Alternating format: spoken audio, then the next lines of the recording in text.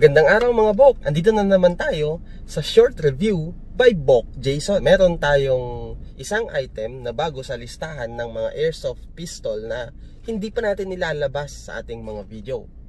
Ito ang Glock 17 airsoft pistol.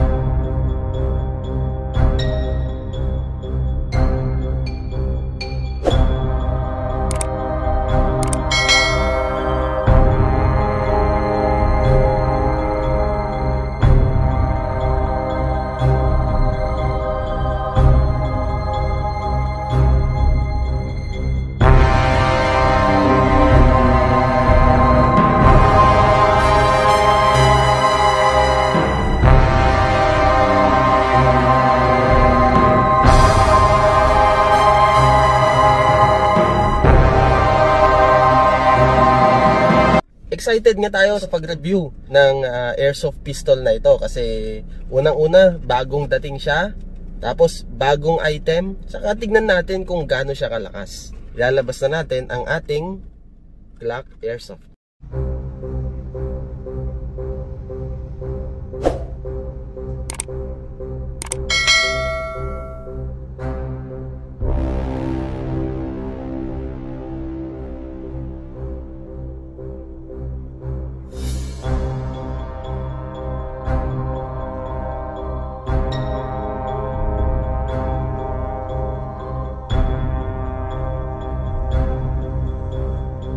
Ito na nga ang actual unit natin ng Glock airsoft spring type pistol.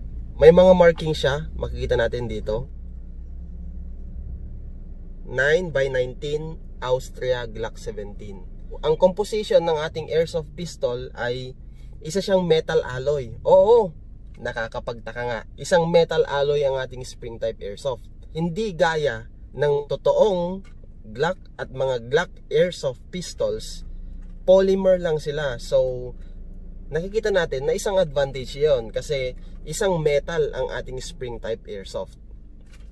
Kapansin-pansin din ang kanyang magazine kasi sa lineup ng ating mga spring type airsoft, isa sa pinakamakapal at pinaka heavy duty na magazine.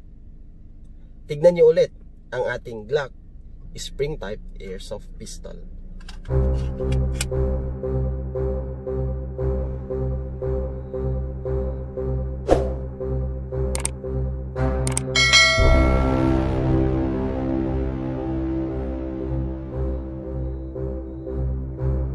Kung titignan natin ang external features ng ating Glock airsoft pistol, makikita natin sa bandang right side niya ang isang lever.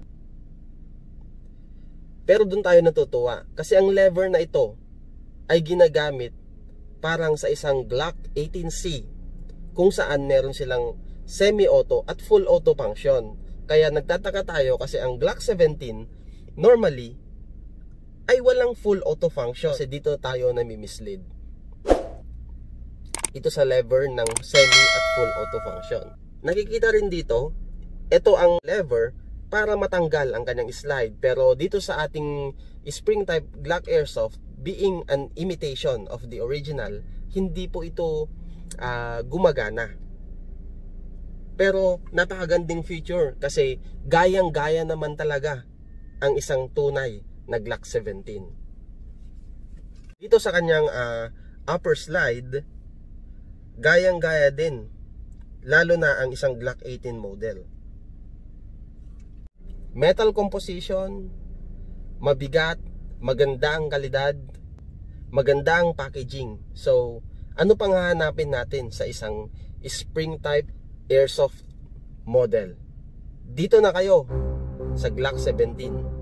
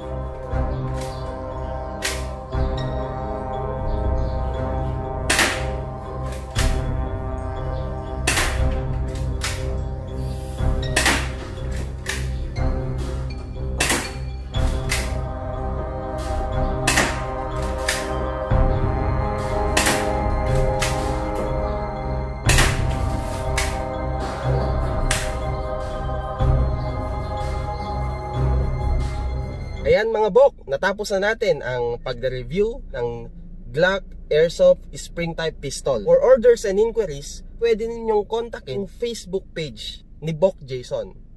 Hanapin nyo lang ang Bok Jason na merong ganitong profile pic at mag-comment lang kayo or i-PM ninyo si Bok Jason. Kung may katanungan din kayo, pwede rin kayong mag-comment sa baba. Huwag nyo rin kalimutang i-like ang video na ito at i-hit ang subscribe button para updated kayo palagi sa mga bagong airsoft reviews ni Bok Jason. Hanggang sa muli, salute!